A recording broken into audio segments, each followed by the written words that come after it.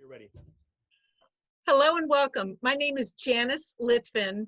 I speak and write about workplace wellness, particularly stress and burnout, and look for my upcoming book, The Banish Burnout Toolkit, a workbook to help you manage stress from the inside out. More about that next time. Today, I'm joined by John Byrne Barry, author from Mill Valley, California. And today we're going to jump in right away to talking about his latest book. But first, John, why don't you go ahead and introduce yourself?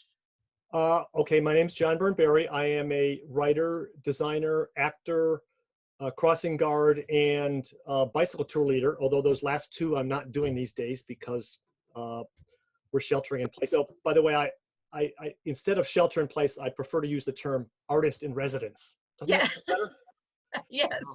So my most recent book is it's called When I Killed My Father, and it's an assisted suicide family thriller. And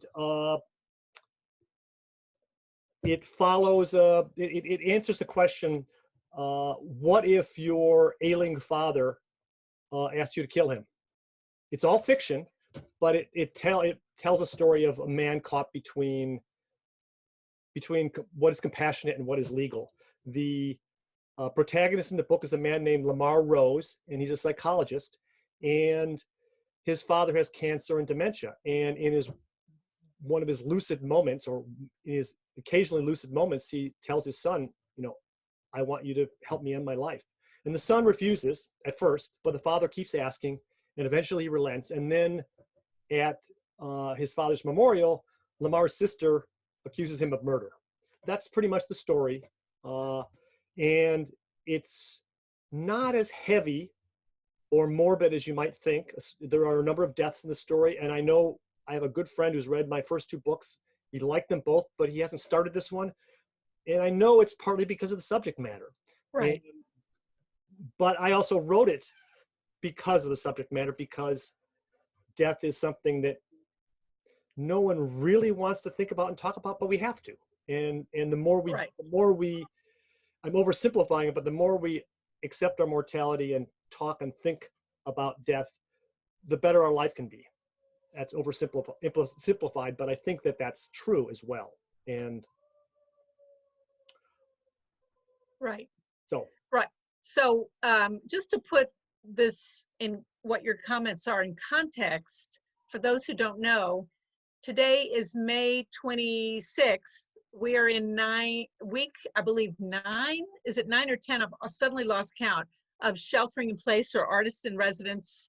And so we're all of us in America and the world are more sensitized to the fact that we're going through this horrible COVID-19 pandemic. And so many of us either have directly had family members pass away or have a good friend who've had family members pass away, more than we ever dreamed possible. And so death is a horribly difficult subject, but especially right now. So I just wanted to point that out.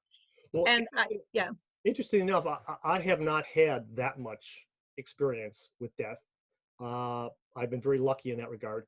But the book is informed by and inspired by the experience my family had with my mom, who died about a year and a half ago at 95. So it certainly wasn't tragic. After about 10 years of falling deeper and deeper into dementia. And the book is fiction. There was never a moment where my mom said, help me get out of here. I want you to help end my life. None of that happened. But somewhere during that process, I thought, well, what if I wrote a book where that was the case, where the parent asked? And in our family, my 4 siblings and I and our spouses, we actually communicated quite well, and there wasn't a whole lot of conflict. It would have made for a boring book, but in my book, there's a lot of conflict. So it's all fiction, and there's a few moments taken from my mom's life. Like there was one time when I called her up on the phone, and I said to her, "How you doing, Mom?" And she said, "Oh, I'm fine, except there's a bear in my living room." I just went with, I said, "So what's the bear doing?" "Oh, sorting through the mail." So I included that in the story just because I thought it charming. One more that I liked was she occasionally would would wonder where her mother was. And her mother died about 40 years ago. I was at the funeral with my mom at her mother's uh, memorial. And so I said, well, Mom, your mom died a long time ago. And she says, well, I wish someone would have told me. Oh, So, so anyway, I'm mentioning that charming. because I acknowledge the book it's a heavy subject. I try to include some humor. I just want to tell one story that I include in the book that I heard from Ram Dass, not in person, on the radio. It's about an old Chinese farmer who is too frail to work in the fields anymore. So he spends his day sitting on the porch watching his children and grandchildren work the farm. One day, his oldest son uh, comes up to the porch dragging a big wooden box. And he says, Father, we have too many mouths to feed. Get in the box. So the father obediently climbs in the box. The son puts the lid on the box and starts dragging the box toward the cliff at the edge of the farm. And then he hears this knock. It's his father. He pulls the lid off, and his father sits up and says, Son, I understand what you're doing and why, but I have a suggestion. Why don't you just lift me out of the box and throw me over the cliff? That way, the box will be there for you when your children need it. Oh, wow, that's pretty loaded. Yeah, it's pretty loaded. And now that's not really the theme of the book, but the Yeah. story is in the book, and I've got other stories in the book. And I'm just, maybe I'm overemphasizing, but there's a lot of humor, even though the predominant story, well, the central story is about dying, but there's relationship issues and things like that. Right, of course. Yeah. So I have a question, Yeah. and I don't know if you can answer it without giving away too much, but one of my questions when I was listening to you introduce the book was, what makes it a thriller? Can you answer that question without giving too much away? Yes, I can, but I have to admit that thriller is perhaps a slight exaggeration. I've read a lot of thrillers, and most of them have explosions and a nuclear bomb about to set off in the downtown Los Angeles in 15 hours, and the clock is Yeah. ticking. Yeah. So but what I try to do is have the suspense of a thriller, back and forth, back and forth. You have one thing happening, and then there's a cliffhanger in another chapter. Something happens in the cliffhanger, and I go back from the present into some of the past at times. So I thought thriller was sort of accurate in the sense that I want people to start reading the book and not be able to put it down. But I have had a few reviewers, only a few, who said it's not really a thriller. And Oh. and I have to say, okay, that's probably true. I guess I took a little bit of artistic license by saying thriller, but it sounded better than drama or something like that. And it does certainly have thriller elements. And I've Yes. studied thrillers and all that. But many thrillers don't have much in the way of substance. And one of the things I've tried to do in my books, I like to call my books page turners with a conscience, and that they are meant as entertainment, but also give you something to think about. And I think in this one especially, I succeeded because uh, how we deal with people who are toward the end of their life and don't necessarily want to be here anymore is going to be a big ethical question, and we're going to have to be dealing with as we live longer and longer.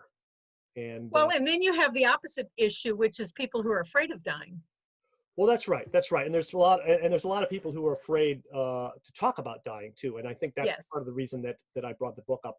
And one of the things that I learned a lot about, but mostly toward the end, I wrote the book without doing a whole lot of research at first, and then toward the end, after I sort of finished the draft, I did a lot of research, and there's a much bigger end of life movement than I really realized. And I knew there was things about like hospice out there, but there's organizations. For example, one of them that I did my book launch last fall as part of this, called Reimagine End of Life, and it's a 2-week long festival, they called it, of celebration of life and exploration of death in the Bay Area. They did one in New York City as well, and 200 plus people doing events. I did a sort of a book launch. Other people did death cafes, which are other people were death doulas. There were people who did dance and comedy and theater around the subject of it. The idea is that let's not take death and just put it in a corner. Let's make it part of our life. And in fact, through most of human history, death has been a greater part of our life than it is now. And in, centuries ago, kids saw death far more frequently than they do in the life right now, because people didn't die in hospitals, they died at home. Yes, and we're living longer. And we're living longer. Yes, yes. So a lot of Yes. these ethical issues, like the medical aid in dying, uh, have to do with the fact that we are living longer, and these questions weren't really questions we had to ask when people died uh, at a much younger age. So I thought of another question while you were talking. Tell me a little bit about some of the surprising things you learned while writing this book. Well, actually, I was actually just starting to say that this end of life movement is much more vibrant and creative and interesting than I expected. And it was invisible to me, even though we had been in the hospital with my mom. There were several times where we thought she might die, but we still did not know that there was this movement of people. And mostly it's about trying to get people to talk more about end of life. I guess what was surprising is, so interviewed a number of people, like a hospice counselor, palliative care specialist, a young woman who's doing end of life presentations for millennials. And what I guess surprised me isn't just that this movement is bigger than I expected. It's grown a lot in the last 10 years, but that all those people I talked to, especially some of those people who spend a lot of time with dying people, were vibrant, happy, well-adjusted people. And I guess it shouldn't have surprised me, because if you are dealing with death on a regular basis, you probably need to be that way. But just, these were not morbid people. They were like happy and excited about their work. Well, that's interesting to me because I do a lot of research about stress, obviously, and a lot of reading about it. And I learned several months ago that the suicide rate among doctors and nurses are higher than the national average. And so it made me wonder if it's because doctors have to cut themselves off from their feelings when they're communicating with families, especially when death is part of the conversation, and they don't seem to have an outlet if they don't themselves have a therapist or someone to talk to. Right. And it just made me wonder, when you said these people dealing with death are happy, it gave me that contrast. Well, I think part of it is that they are part of this new wave of looking at death in a different way. And well, I'm afraid I won't do it justice, but there's been a lot of books, Atul Gayunde, Being Mortal, the best example of, that talk about how the medical model is about fixing things, and you can't fix death. I mean, people are going to die one way or the other. So the idea of letting people die is sort of doesn't fit into the traditional medical model. And what a lot of these pioneers are doing is trying to change the medical model so that it's not the same way, that someone dying is not considered a defeat. It's considered just normal. Well, what you made me think of just now is I think people react differently based on the situation of the particular death. Right. What I mean by that is, if somebody is 95 and they're ill and they're in pain and they want to go, the family and the friends can accept it. On the other side of that, if somebody is 70 and vibrant and contributing to society, and suddenly a brain tumor is discovered and they pass away, it's a lot harder to accept, because here there was this whole presumed 20 years ahead of them. Their family, their friends, their work friends are all impacted, and it's called a tragedy. Right. So I think depending on which kind of death you're dealing with, it can be more acceptable to us. Yeah, and the main two deaths I dealt with were my mom and my dad. My dad died at 63, younger than I am now, and of liver cancer. And my mom lived to be 95 and survived cancer twice. So I had both ends of it. My dad still had a rich life, but he left way too soon. And when my Yes. mom died, it was like a relief for all of us, including her, because just things were not going to get better. They were just going to continue to deteriorate. So Yes. um, Yes. I did want to mention one thing. I just occurred to me that the subject of assisted suicide. By the way, the medical community uses the term medical aid in dying, which is the more accurate term. I just use assisted suicide in my subtitle because more people understand what that is, whereas I Right. don't think people know medical aid in dying. But it's controversial. And what I found so interesting is I did I did a book launch in Tam Valley where I live, and there's a community center uh, where the place called a cabin, and I asked the park and rec department if they might co-sponsor this because I'm part of the theater group there. And she said, "Well, yeah, it was around Halloween, so yeah, well, we got the haunted house. We're pretty busy, but it's also pretty, you know, touchy, controversial subject." And I thought it's so interesting that yes, of course, it's controversial, but every year we do a murder mystery, and I've written a murder mystery. No one ever once accused me of uh, uh, endorsing murder by doing a murder mystery. And yet a few readers said I was endorsing assisted suicide, which I'm not. I'm just telling a story about it. Um, so, and in most murder mysteries, the person who commits the murder is doing it for evil, nefarious reasons. And in assisted suicide, usually it's done out of compassion. And yet the murder is not controversial, but the assisted suicide is. I just found that sort of, Well, I the guess, murder is controversial to some people, that's right, but that's right. But I mean, I see what you're saying. writing a murder mystery, Yeah. performing a murder mystery Yeah. is it's part of the norm. But Right. assisted suicide, a book about assisted suicide is controversial. I would So say, talk to us a little. Oh, no, go ahead. Go ahead. I'm sorry. Talk to us a little bit about some of the legal ramifications you discovered in writing this book about the rules in different states and different countries. Well, I think it's about 10 states in the United States that have what's called a medical aid in dying law. And the basic requirements are that a doctor has to uh, give you a diagnosis that you have terminal disease, 6 months or less. It's a guess, of course. And if you fulfill certain requirements, you can ask for a prescription to help you end your life. Uh-huh. And you have to be of sound mind. So someone like my mom who had dementia would not have qualified. The number of people who have taken part in it in California, a state of almost 40 million, less than 1,000 a year. Ah, So it's not a whole lot. Oregon has been doing it for the longest time, about 30 years. Um, and I think there's, as I said, there's about 10. It's still a relatively new thing, and it's purposely restricted because we don't want to make it too easy for people to do this. right. Right, because there are family members who would That's right. That's right. take the evil approach. That's right. Yeah. British Columbia has a slightly different rules. There, you do not have to have a terminal diagnosis. There, if you self-report, suffering of, I just can't stand it anymore, the doctor can agree to do it. And there, the doctor can administer it as well. And in California, for example, you get this pill, that concoction that you have to take. And there's all sorts of rules, like when the drug is given to you, the doctor or has to say, you understand that if you take this, you're not going to wake up, you're going to die. I want to be sure you understand that. You have to say yes. So they just want to be sure people are not taking it for unknown reasons.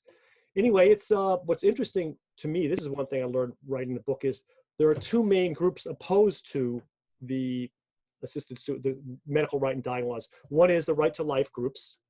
That's not surprising. But the other is the disabled community.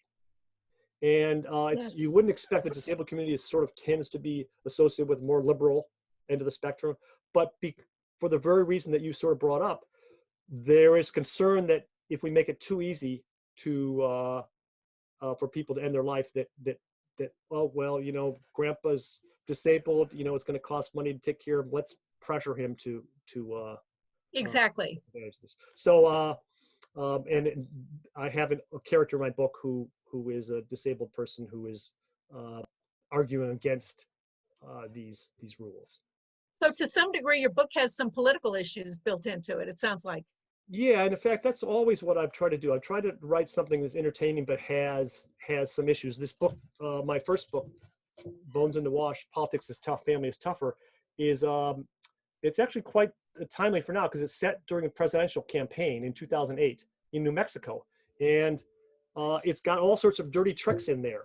And, you know, about trying to prevent people from voting and shutting down voter registration drives. And it at the time, it seemed pretty nasty, but by today's standards, it almost seems innocent. Uh, so, but if you're looking for an actual a story about a campaign that's different than reality, I recommend it. So tell us what's up next for you, John Byrne Barry.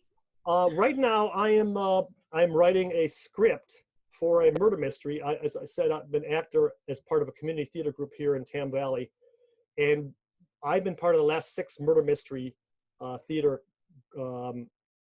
events. What happens is in February, we have 2 weekends of murder mystery dinner theater where about 100 people gather. We don't know if it's going to happen next February or not, but we're operating on the assumption that it will. About 100 people gather. They sit at a table of 10. They eat dinner. They watch the show. Somewhere toward the end of the show, we stop the show and ask that the audience help us figure out who done it. Oh, I love those. And then each table has a spokesperson who says, we think it's the butler because blah, blah, blah. And then we reveal what really happens. So Right. I'm writing a piece. The working title is the Sausalipso Houseboat Wars Murder Mystery. And it starts with real things that happened during the 1970s, which is that in Sausalito, there were a bunch of dilapidated houseboats living on the waterfront, and the people up in the hills did not want them to be there. And so there were standoffs between the police and the houseboat people. And but everything other than that, I'm making up. So just to clarify for those who are not aware, Tam Valley represents Tamalpais Valley, which is an area near Mill Valley, which is in Marin County, which is north of San Francisco, for those of you who like to come and visit. That's right. And it happens to be a beautiful, beautiful place where you can go hiking. Yes, yes. Tam Valley is unincorporated Mill Valley. Our address is Mill Valley, but we just call it Tam Valley. So, and anyway, I'm hoping that we will have a show next February and that I'm supposed to direct it too. So that's what I'm doing next. I was actually writing, before that, I was writing a novel about affordable housing. And I sort of set that aside for this because I always try to find a subject. You know, Bones in the Wash was politics. Wasted was about garbage and recycling. This, When I Killed My Father, about assisted suicide, death, and then the affordable housing. But I put that aside. Maybe after I finish the script, I'll pick it back up again. So before we wrap up, tell people, number one, where they can find you and where they can find the book. Right. Well, I'm gonna share my screen real quick. It's got my website on it. Oh, excellent. It's called johnbyrneberry.com. Can you see that? I can see John Byrne, spelled Byrne, Barry, Barry, johnbyrneberry.com. Right. And you can see the 3 books there. There's also a bunch of blog posts, interviews with palliative care doctors and hospice counselors, and the story I told you about British Columbia, that is there as well. So I'd love for people to visit, and the ebooks are only 99 cents right now, because I feel like it's sort of a weird time to try to promote a book during the pandemic. So I'm practically giving them away. So would you rather people buy them on Amazon or from your website? Well, if you go to a website, one of the choices is to, for example, if you go to When I Killed My Father page here, one of the choices is to buy them through Book Passage, which is a local bookstore. Oh, nice. So, and that's only for the print book. Right. But, costs the same as going through Amazon, and you support a local independent bookstore. So. Right. Yeah. Right. And please repeat the name of the bookstore for our listeners. The bookstore is Book Passage, but if you go to the website here, you'll see there's 4 boxes you can click. Also, there's another one called Indie Bound, which is the same thing. It's an independent bookstore. Yes. Do you have any book talks coming up? Any events? Yes, actually, I do. This Reimagine End of Life thing I was talking about is going to be doing. They were about to do a festival in New York in April. Well, that got postponed. So now they're doing what they call a worldwide online festival. So I'm going to be doing one on June 6th. This will all be on the website as soon as I update it. June 6th, 10th, and 14th, and it will be online. It'll be like a book launch, but we're actually going to be on Zoom, and we're going to use breakout rooms. So there'll be a little bit of conversation about Good. end of life issues. One of the things that I've used in person before are these things called Go Wish cards, which are like a deck of cards, but they each say what you want toward the end of your life, and it's a way of just getting Wow. to think about, what do you want? What do you want at the end of? Do you want to be surrounded by family and friends? Do you want to be listening to music? Do you want to be watching college football? Do you want to be eating your favorite meal? Do you want to be alone? I want to be clean. Just help people clarify what they want. So we will have a little bit of time to talk with each other, as well as, and I'll do a reading from the book. So I appreciate. So, Go ahead. yeah.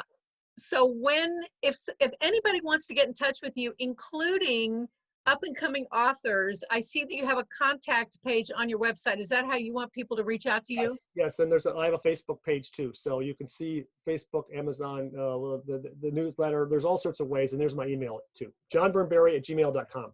johnbyrneberry@gmail.com. Okay. And I do love to hear from people. I mean,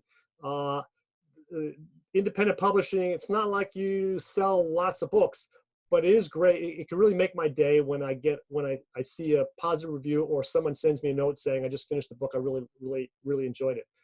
That I can float on that for at least a day.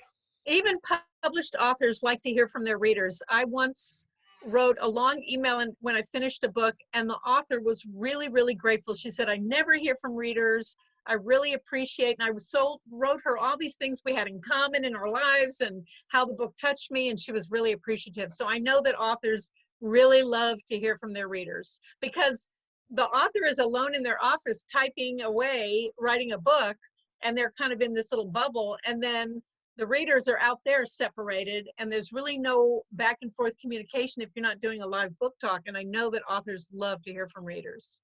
Yes, and we've been doing this isolating in place, and I had a little bit more of that. I had a little bit more of that than I wanted before the pandemic, and now there's even more of it. So an email from a reader that liked the book is really appreciative. So Yes. Thank you very much, Janice. My pleasure. So just to remind everybody, look for John's book at johnbyrneberry.com. Again, I'm Janice Litvin. Thank you for watching. I can be reached at janicelitvin.com if you want to talk about stress or have me come into your organization, or through Zoom, talking about stress and giving away my workbook, The Banish Burnout Toolkit. Thank you so much, everyone, for joining us. And she also teaches Zumba on Zoom. Yes, I do. Thank you, Janice. Bye-bye. Thank you, John.